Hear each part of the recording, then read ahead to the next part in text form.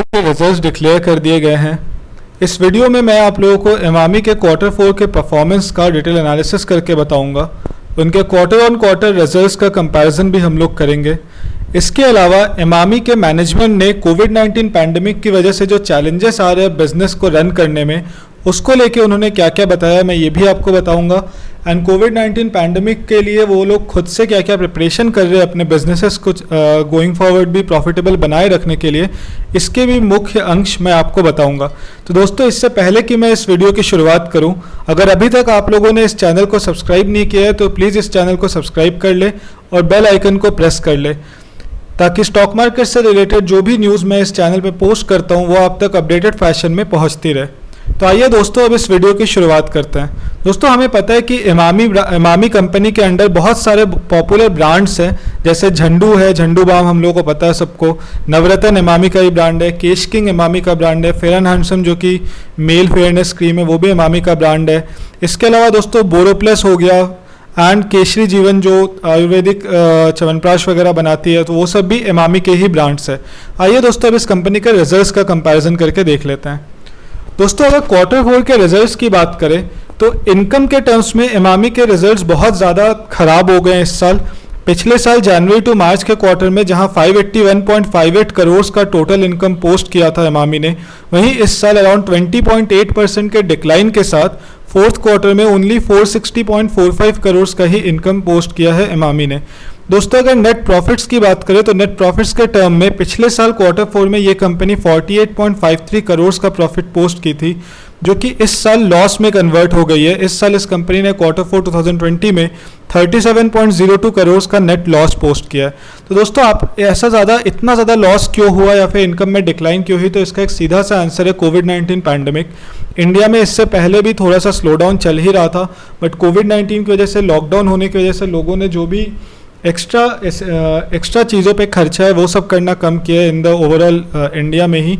तो इस वजह से इनके बिजनेस पे भी काफ़ी इम्पैक्ट आया है। हमने देखा है दूसरी कंपनीज के रिजल्ट्स का एनालिसिस करते हुए भी कि दूसरी कंपनी के नंबर्स भी जब वीक हुए हैं तो उसमें मेजर रोल कोविड-19 की वजह से जो लॉकडाउन इंडिया में था उसने प्ले किया था। दोस्तों, आइए फाइनेंशियल ईयर कंपैरिजन देख लेते हैं, financial year to financial year performance का।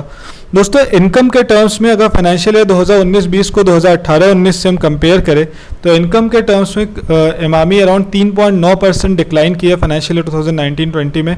2018-19 के फाइनेंशियल ईयर में जहां 2488 करोड़ रुपए का टोटल इनकम पोस्ट किया था इमामी ने, वहीं इस साल 2390 करोड़ के अराउंड का टोटल इनकम पोस्ट करने में सफल हुई है इमामी।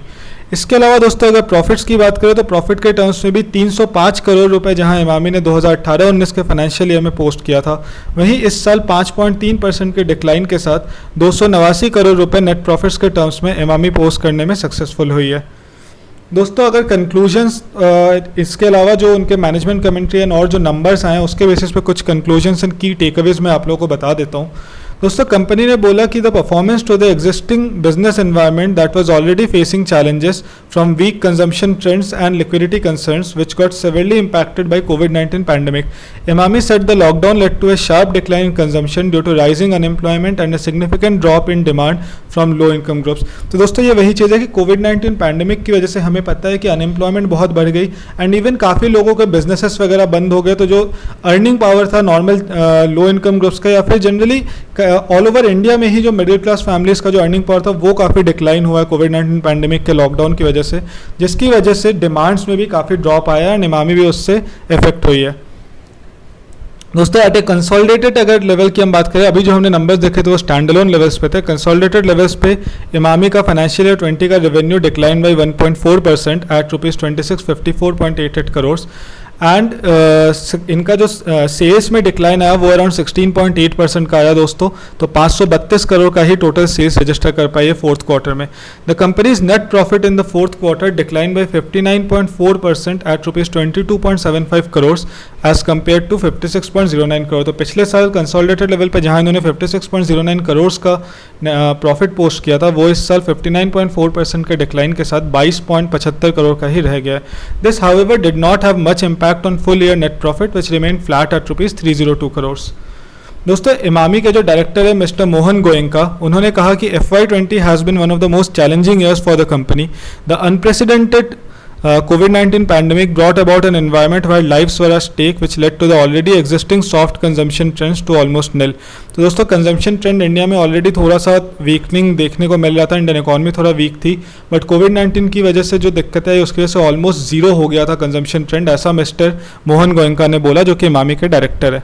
दोस्तों इसके बाद मोहन गोयनका ने बोला कि despite the COVID led lockdown, strict cost control measures were able to improve our gross margins and cash profits as well as increase the market shares in our key brands. We will continue to innovate both in our existing and new brands to introduce products relevant to the current customer demand as well as focus on cost management and cash conservation to navigate this unprecedented challenging time. तो दोस्तों गोयनका साहब बस यही बोल रहे हैं कि Covid की वजह से जो स्लो डाउन आया उसके बीच में भी इनके जो कुछ इन्होंने इम्प्रूवमेंट मेजर्स लेके आए अपनी कंपनी में, उसकी वजह से इनके कैश प्रॉफिट्स और ग्रॉस मार्जिन में इंप्रूवमेंट देखने को मिला है। ये लोग अभी नए ब्रांड्स और नए प्रोडक्ट्स पुश करना चाह रहे हैं मार्केट में, जो कि अभी कोविड-19 के टाइम में कंज्यूमर के डिमांड्स को फुलफिल कर सके। एंड इसके अलावा जो कंपनी का मेन फोकस है वो cost management and cash conservation की तरफ है। जैसा कि हमने बाकी कंपनीज के साथ भी देखा कि अभी करंट टाइम्स में जो एक चैलेंजिंग सा इकोनॉमिक सिनेरियो बन के आ रहा है, उसमें हर एक कंपनी कैश कंजर्वेशन की तरफ बहुत ध्यान दे रही है ताकि ये टाइम को वो किसी तरीके से नेविगेट कर सके, सर्वाइव कर सके।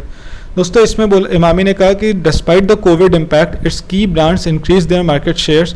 Kesh King grew its volume market share by 140 basis points at 26.6%. Balms grew by 130 basis points at 54.9%. BoroPlus grew by 30 basis points at 74.1%. And Navratna grew by 10 basis points at 66.4%.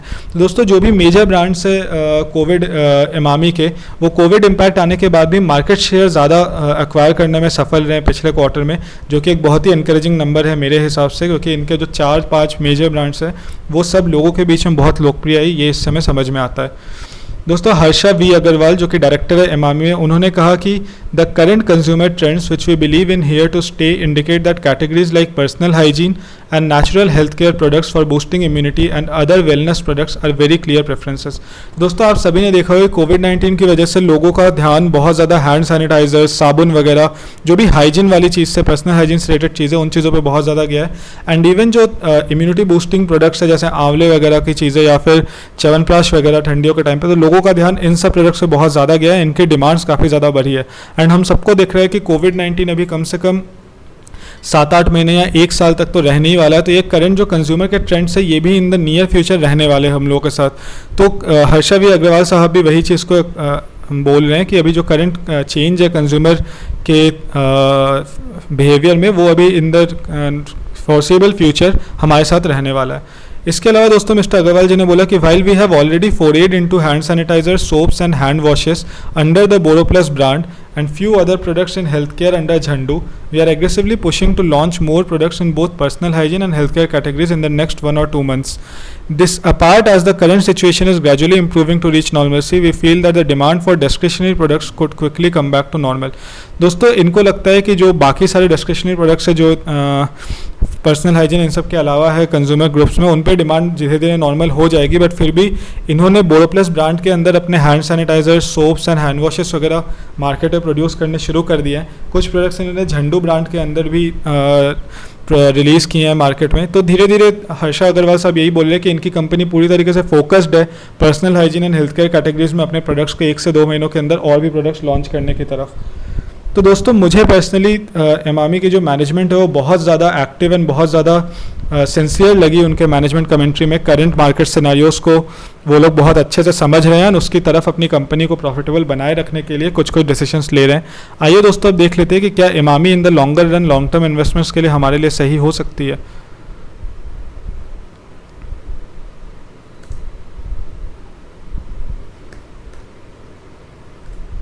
दोस्तों personally stock का अगर आप price to earnings देखिए तो 32 रुपये के price to earnings में आपको ये कंपनी मिल रही है, जो कि FMCG ब्रांड्स या फिर जो नॉर्मल कंज्यूमर ट्रेंड्स ब्रांड्स है उसके हिसाब से काफ़ी सस्ती है।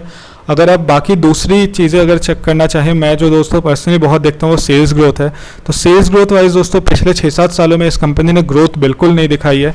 एक ही 2300 ऐसे करके 2300 करोड़ इसी टाइप के लेवल्स पे इनके सेल्स ग्रोथ आए हैं पिछले 4-5 साल से। तो मैं पर्सनली इस कंपनी को इसीलिए उतना ज़्यादा प्रेफर नहीं करता लॉन्ग टर्म होल्डिंग्स में। क्योंकि इसमें ग्रोथ मुझे उतनी ज़्यादा नहीं दिखती है दोस्तों।